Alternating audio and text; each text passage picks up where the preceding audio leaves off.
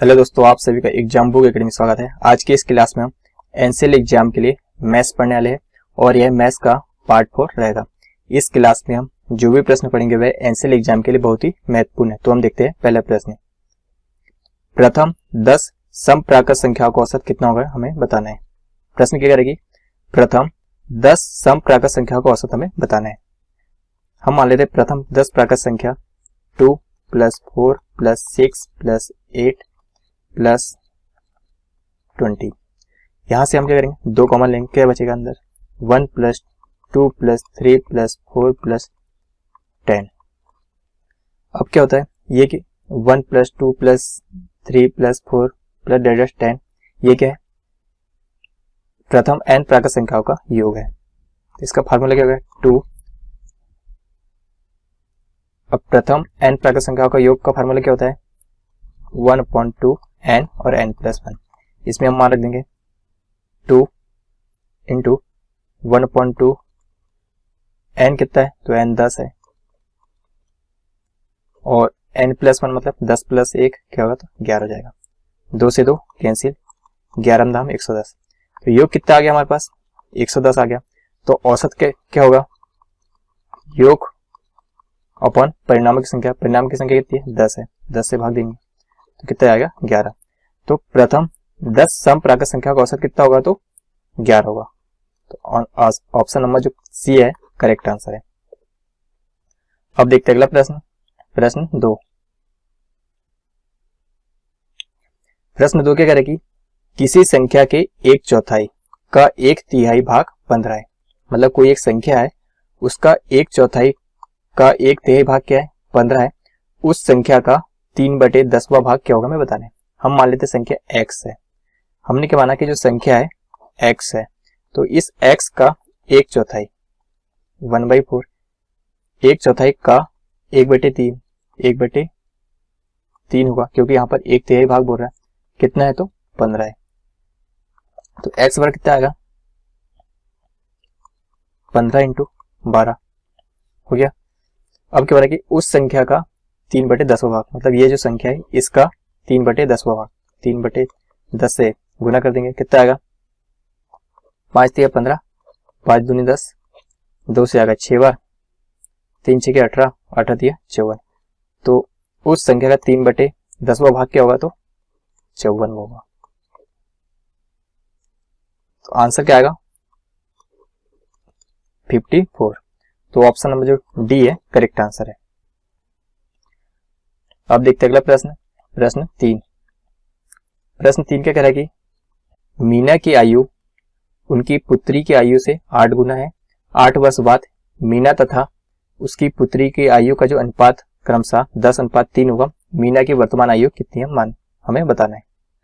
हम मान लेते हैं मीना और उसकी पुत्री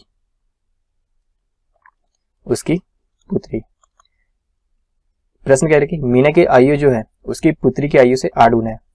तो यदि उसकी जो पुत्री है उसकी आयु 1 है तो मीना की आयु रहेगी 8 गुना मतलब 8। ये है उसकी वर्तमान आयु। उसका क्या कह रहा है कि 8 वर्ष बाद मीना तथा उसकी पुत्री का आयु का अनुपात, मतलब कि यहाँ से 8 वर्ष बाद जो अनुपात होगा 10:3 होगा। यहाँ पर हम एज का डिफरेंस देखते हैं। 8 और 1 के बीच में कितना है 7 का है और 10 और 3 के बीच जो डिफरेंस है वह यहाँ पे 7 का है। अब क्या होगा जो 7 है दोनों जगह सेम है, क्योंकि किन्हीं भी दो व्यक्तियों के बीच का जो एज का डिफरेंस हमेशा सेम होता है। यहाँ पर कितना बढ़ रहा है यहाँ पर 2 बढ़ रहा है, मतलब कि 2 यूनिट यहाँ पर बढ़ रहा है।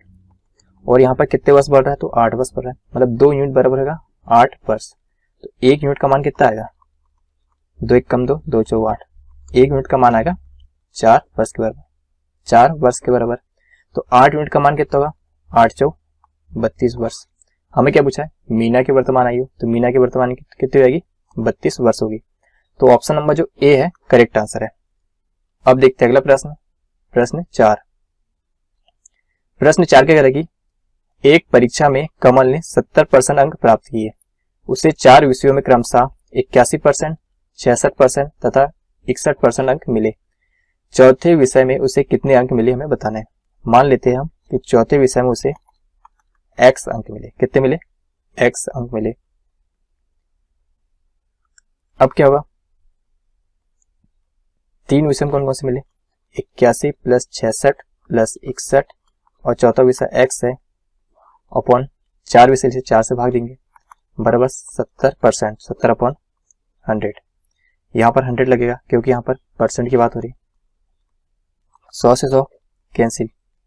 अब इन्हें ऐड करेंगे कितना आएगा, 7 और 1 8, 6 6 12, 12 8 20, तो 208 प्लस x बराबर क्या होगा, 7 चौथे 280।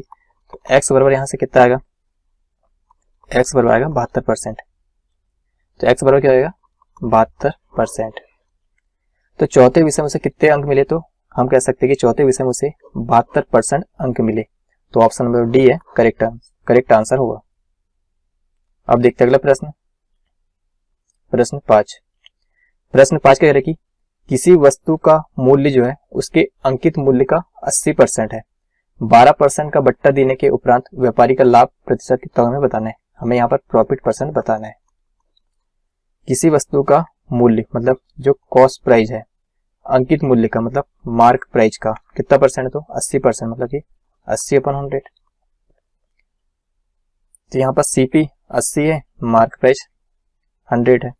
उसके बाद करके 12% का बट्टा दे रहा है, तो जो विक्रय मूल्य क्या आएगा 100, 12% बट्टा दे रहा है, इसका मतलब 88%, 88/100।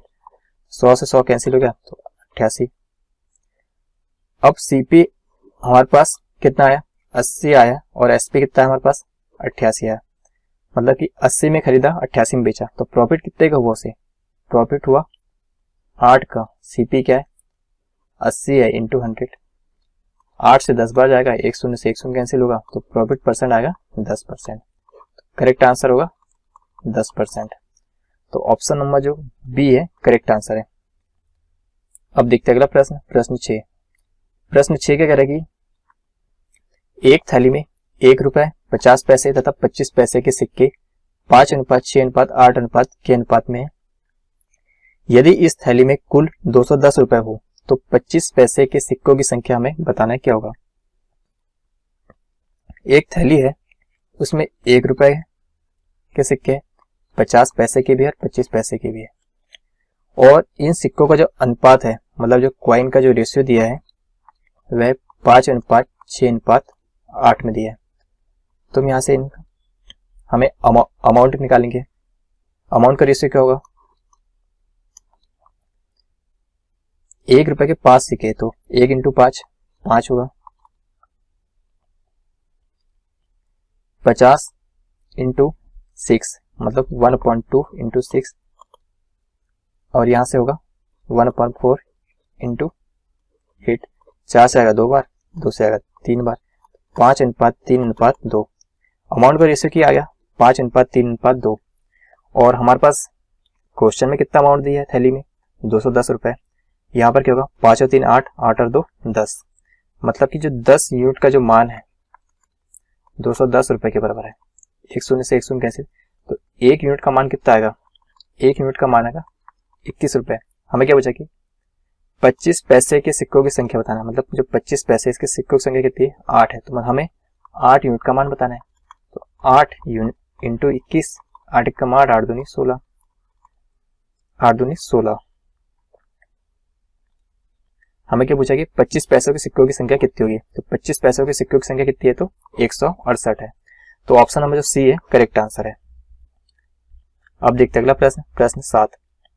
प्रश्न 7 क्या करेगी, ए की कार्य क्षमता बी से दुगनी है, मतलब जो ए की जो कार्य क्षमता है बी से दुगनी है।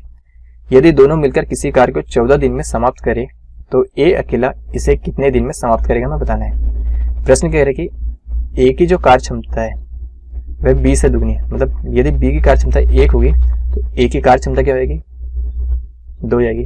और कार्य क्षमता क्या होती है, एफिशिएंसी होती है। यदि दोनों मिलकर किसी कार्य को 14 दिन में करते हैं, मतलब ये दोनों मिलेंगे ए और बी, तो ये कार्य को 14 दिन में समाप्त करेंगे, तो जो टोटल वर्क होगा क्या आएगा 14 दिन में समाप्त कर रहे हैं दोनों मिलकर, और दोनों की एफिशिएंसी कितनी रहेगी 2 और 1 3, तो 14 या 42 जो जाएगा वह टोटल वर्क हो जाएगा।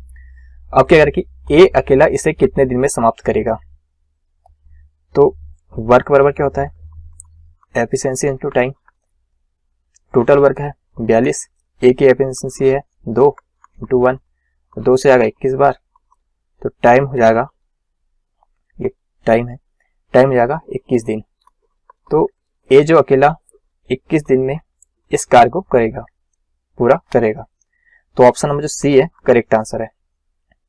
अब देखते अगला प्रश्न, प्रश्न 8। प्रश्न 8 क्या करेगी, किसी धनराशि के 10% वार्षिक दर से 2 वर्ष के चक्रवृद्धि ब्याज तथा साधारण ब्याज का अंतर 40 रुपए है, वह धनराशि कितनी हमें बताना है। हमें जो रेट ऑफ इंटरेस्ट दिया है वह 10% दिया है, टाइम दिया है 2 साल का, और जो अंतर दिया है वह 40 रुपए दिया है। रेट को हम लिख सकते हैं 1/10। हम मान लेते हैं कि जो प्रिंसिपल है यहाँ पर 2 वर्ष दिए, इसलिए 10 का वर्ग करेंगे तो 100 यूनिट आएगा। 100 हमने मान लिया प्रिंसिपल। इसका पहले वर्ष का 1/10 10 रुपए होगा, दूसरे वर्ष का भी 10 होगा, और इस 10 का 1/10 क्या होगा तो 1 होगा।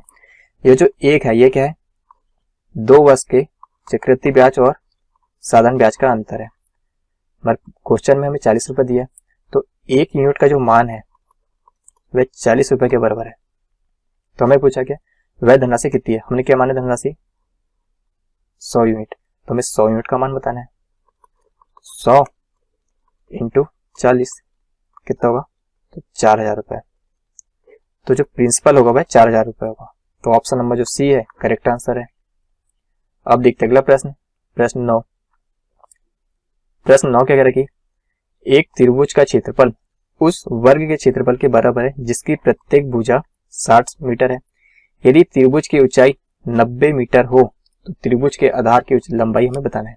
हमें त्रिभुज के आधार की लंबाई बताना कितनी है। त्रिभुज का क्षेत्रफल क्या होता है 1/2 गुणित आधार गुणित ऊंचाई, बराबर वर्ग का क्षेत्रफल क्या होता है भुजा के स्क्वायर, इसे हम लिख सकते हैं भुजा गुणित भुजा। अब क्या करेगी, एक त्रिभुज का क्षेत्रफल जो है उस वर्ग के क्षेत्रफल के बराबर है जिसकी प्रत्येक भुजा 60 मीटर है। मतलब कि जो वर्ग जो है उसकी प्रत्येक भुजा कितनी है 60 मीटर है। तो ये जाएगा 60 × 60। उसके बाद क्या करेगी, यदि त्रिभुज की ऊंचाई मतलब जो त्रिभुज की ऊंचाई है वह 90 मीटर है, तो हमें त्रिभुज के आधार की लंबाई हमें बताना है। ये आधार इसकी लंबाई बताना है, तो 1/2 × आधार। 1 शून्य से 1 शून्य कैंसिल, 3 से 3 बार जाएगा, 3 से 20 बार जाएगा, 3 से 2 बार जाएगा, तो 20 दूनी 40, 40 इंटू ये 2 हो जाएगा तो 80 जाएगा। तो आधार की जो लंबाई जाएगी वह 80 मीटर जाएगी। तो हमारा आंसर क्या आएगा 80 मीटर।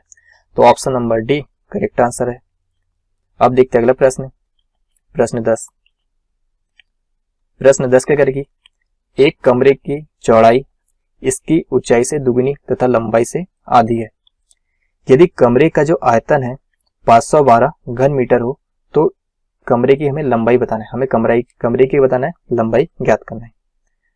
तो यह चौड़ाई, ऊंचाई और लंबाई क्या कह रहा है कि कमरे की जो चौड़ाई है, मतलब जो कमरे की जो चौड़ाई है ऊंचाई से दुगनी, ऊंचाई हम मान लेते 1 या हम इसे x कह सकते हैं। तो जो चौड़ाई हो जाएगी, कमरे की जो चौड़ाई है ऊंचाई की दुगनी है, मतलब ऊंचाई x है तो चौड़ाई 2x हो जाएगी, और जो लंबाई है लंबाई से आधी है क्या चौड़ाई, तो यह 4x होगी, 4x हो जाएगी। अब कमरे का जो आयतन है क्या हो जाएगा, तो कमरे का आयतन प्रश्न में 512 घन मीटर दिया है, और यहां पर हम आयतन निकालेंगे, रेशियो में कितना आएगा, कमरे का जो आयतन है 2x × x × 4x कितना होगा, ये 4 दूनी 8, तो 8x³ बराबर क्वेश्चन में कितने 512 घन मीटर। तो यहां से कितना आएगा, 8 से आएगा कितने बार, ये 64 बार। तो x³ बराबर आएगा 4 का क्यूब, तो x बराबर आएगा 4 मीटर।